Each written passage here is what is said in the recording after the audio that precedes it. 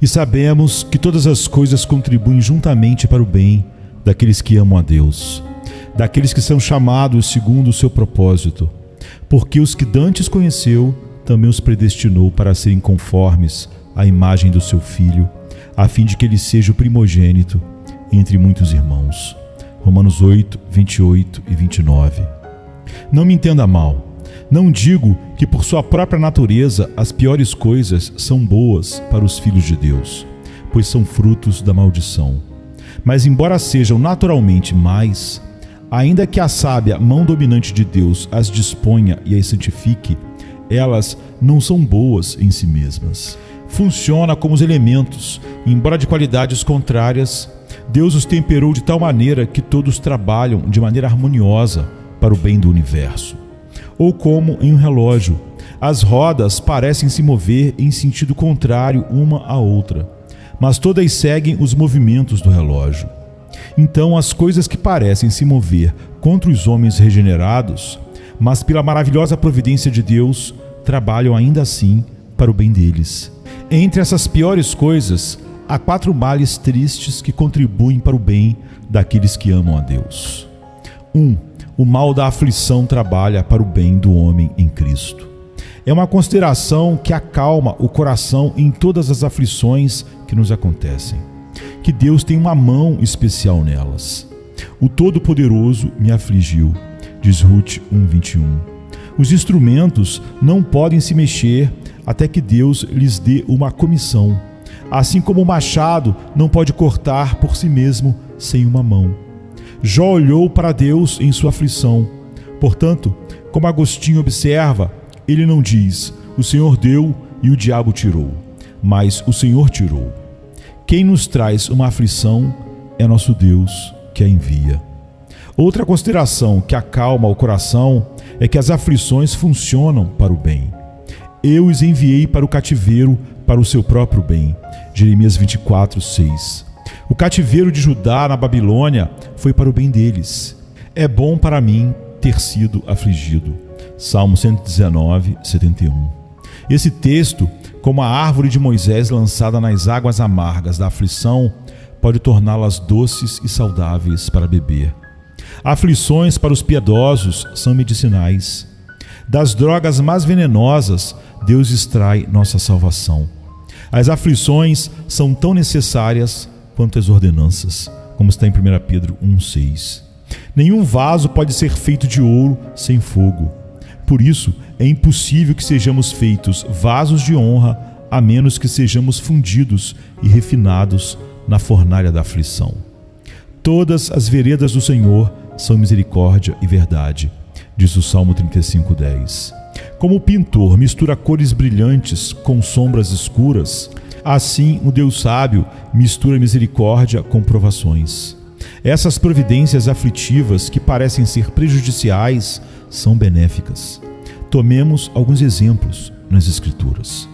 Os irmãos de José o jogam em uma cova. Depois eles o vendem. Então ele é lançado na prisão. No entanto, tudo isso funcionou para o bem dele. Sua humilhação abriu caminho para seu avanço. Ele foi feito o segundo homem no reino. Vocês intentaram o mal contra mim, mas Deus o fez para o bem. Gênesis 50, verso 20. Jacó lutou com o anjo, e a concavidade da coxa de Jacó foi desarticulada. Isso foi triste. Ele mancou para o resto da vida, mas Deus o transformou em bem, pois ali ele viu a face de Deus, e ali o Senhor o abençoou. Jacó chamou o nome do lugar Peniel, porque eu vi Deus face a face. Gênesis 32, verso 30. Quem não estaria disposto a ter um osso fora da junta para que pudesse ter uma visão de Deus? O rei Manassés foi acorrentado. Isso foi triste de se ver. Uma coroa de ouro transformada em grilhões. Mas isso serviu para o seu bem, pois então o Senhor enviou os exércitos assírios, e eles prenderam Manassés. Eles colocaram um anel em seu nariz, prenderam-no com correntes de bronze e o levaram para a Babilônia.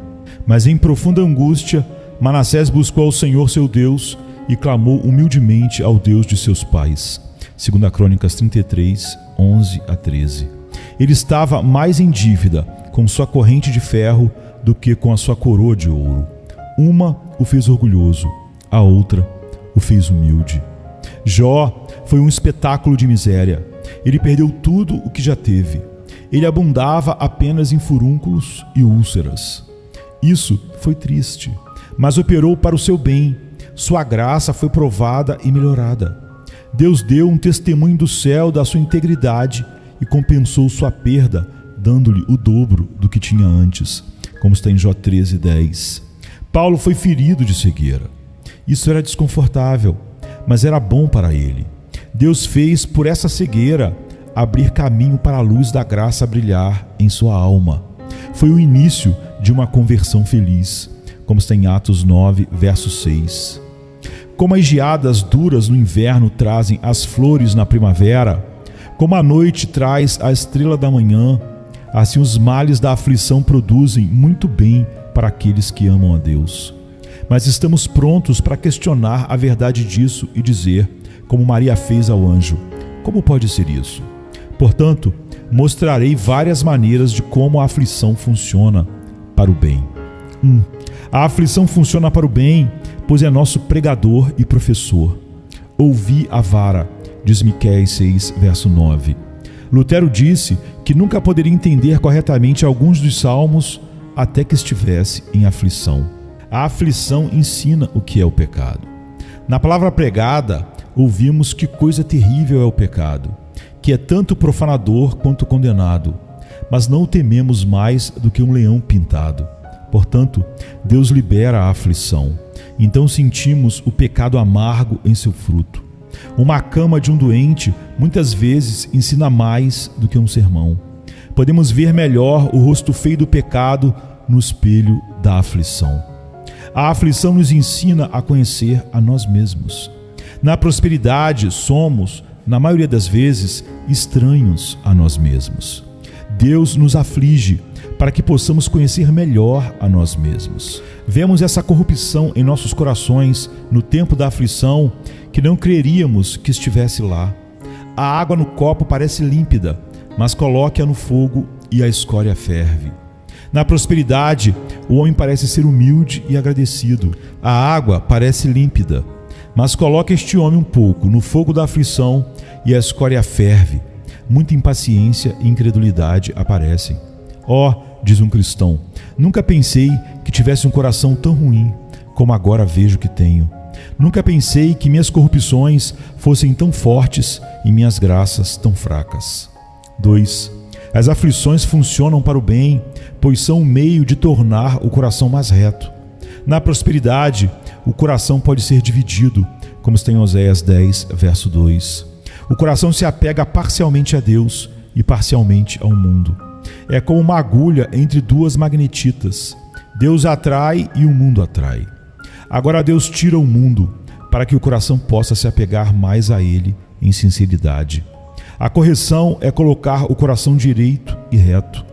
Como às vezes seguramos uma vara torta sobre o fogo para endireitá-la, então Deus nos segura sobre o fogo da aflição para nos tornar mais retos e puros. Como é bom quando o pecado desviou a alma de Deus, que a aflição a endireite novamente. 3. As aflições contribuem para o bem, pois nos conformam a Cristo. A vara de Deus é um lápis para desenhar a imagem de Cristo mais viva sobre nós. É bom que haja simetria e proporção entre a cabeça e os membros. Seremos partes do corpo místico de Cristo e não como Ele. Sua vida, como diz Calvino, foi uma série de sofrimentos. Homem de dores e que sabe o que é padecer, como está em Isaías 53, verso 3. Ele chorou e sangrou. Sua cabeça foi coroada de espinhos e pensamos ser coroados de rosas. É bom ser como Cristo, ainda que seja pelos sofrimentos. Jesus Cristo bebeu um cálice amargo, o fez suar gotas de sangue só de pensar nisso. E embora ele tenha bebido o veneno no cálice, a ira de Deus, ainda há algum absinto no cálice deixado que os santos devem beber. Somente aqui está a diferença entre os sofrimentos de Cristo e os nossos. Os dele eram expiatórios, os nossos são apenas disciplina. 4. As aflições funcionam para o bem dos piedosos, pois são destrutivas para o pecado. O pecado é a mãe, a aflição é a filha ajuda a destruir a mãe. O pecado é como a árvore que gera o verme, e a aflição é como o verme que come a árvore. Há muita corrupção no melhor coração. A aflição aos poucos remove, como o fogo remove a escória do ouro. O Senhor fez isso para purificar o seu pecado. Isaías 37:9. E se tivermos mais lima áspera, teremos menos ferrugem. As aflições não levam nada além da escória do pecado.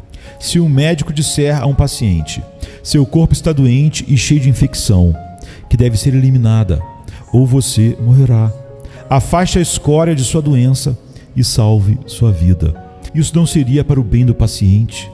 As aflições são o remédio que Deus usa para tirar nossas doenças espirituais, curam o inchaço do orgulho, a febre da luxúria, o câncer da cobiça. Então elas não funcionam para o bem. 5. As aflições funcionam para o bem, pois são um meio de libertar nossos corações do mundo. Quando você cava a terra da raiz de uma árvore, é para soltar a árvore da terra. Da mesma forma, Deus escava nossos confortos terrenos para soltar nossos corações da terra. Um espinho cresce com cada flor. Deus quer que o mundo fique pendurado como um galho solto que, sendo torcido, não nos incomode muito. Não é bom ser desmamado. Os santos mais velhos precisam disso, e nós não.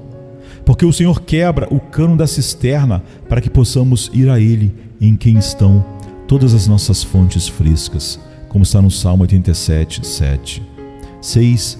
As aflições funcionam para o bem, pois abrem caminho para o conforto. No vale de Acor há uma porta de esperança, diz Oséias 2:15. Acor significa problema, aflição. Deus adoça a dor exterior com paz interior. A vossa tristeza se transformará em alegria. João 16:20. Aqui está a água transformada em vinho. Depois de uma pílula amarga, Deus dá açúcar. Paulo tinha suas canções de prisão. A vara de Deus tem mel na ponta. Os santos em aflição tiveram tão doce êxtase de alegria que se julgavam nas fronteiras da Canaã celestial. 7. As aflições funcionam para o bem, pois são uma ampliação de nós mesmos. O que é o homem para que você o engrandeça e o visite todas as manhãs? Jó 7:17.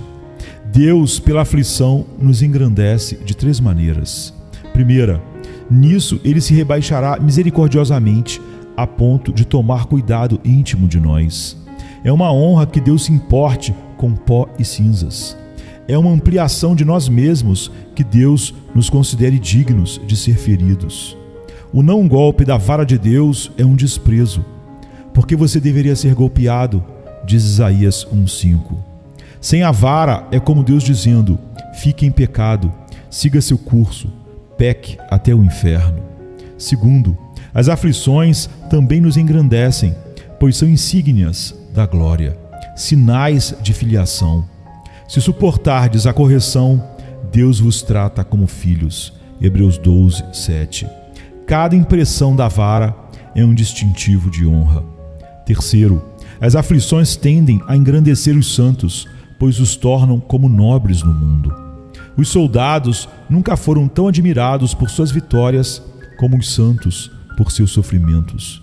O zelo e a constância dos mártires em suas provações os tornaram famosos para a posteridade. Quão eminente era Jó por sua paciência! Deus deixa seu nome registrado. Você ouviu falar da paciência de Jó. Tiago 5:11. Jó, o sofredor, era mais famoso que Alexandre, o conquistador. 8. As aflições funcionam para o bem, pois são o meio de nos fazer felizes. Feliz o homem a quem Deus corrige.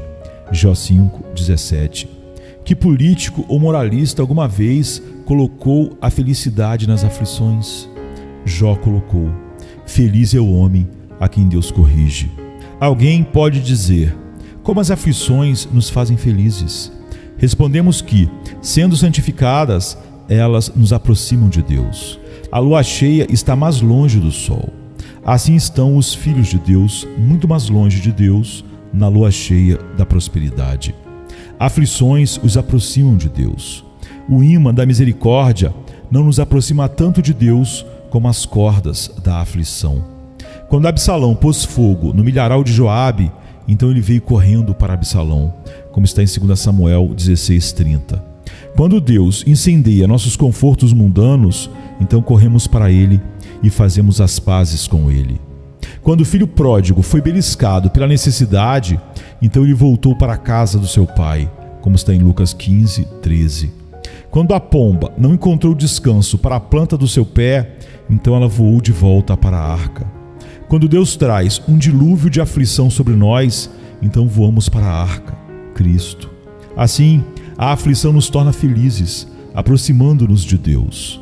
A fé pode usar as águas da aflição para nadarmos mais rápido para Cristo. 9. As aflições funcionam para o bem, pois silenciam os ímpios. Quão prontos eles estão para caluniar os piedosos que servem a Deus apenas por interesse próprio.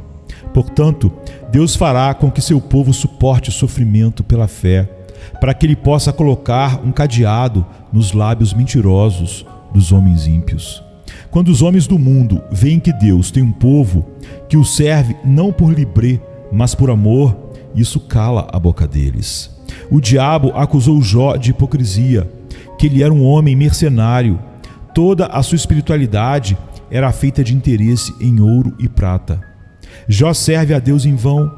Tu não fizeste uma cerca sobre ele?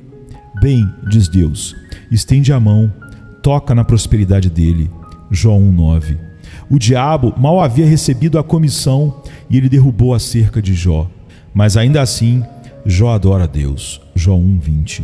E professa sua fé nele. Ainda que ele me mate, nele confiarei. Jó 13:15. Isso silenciou o próprio diabo. Como isso atinge os homens ímpios, quando eles veem que os piedosos se manterão perto de Deus em uma condição de sofrimento e que, quando perderem tudo, eles ainda manterão sua integridade. 10. As aflições contribuem para o bem, pois abrem caminho para a glória, como está em 2 Coríntios 4:17. Não que eles mereçam glória, mas eles se preparam para isso. Assim como o arado prepara a terra para a colheita, as aflições nos preparam e nos fazem mais preparados para a glória. O pintor coloca seu ouro sobre cores escuras. Então Deus primeiro coloca as cores escuras da aflição e então Ele coloca a cor dourada da glória.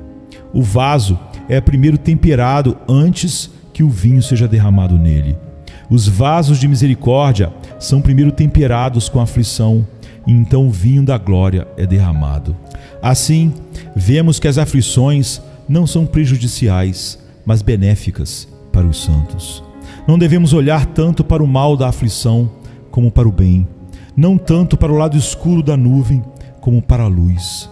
A pior coisa que Deus poderia fazer com seus filhos é discipliná-los para o céu, e isso é a maior bênção na vida de um homem. O oposto seria a maldição.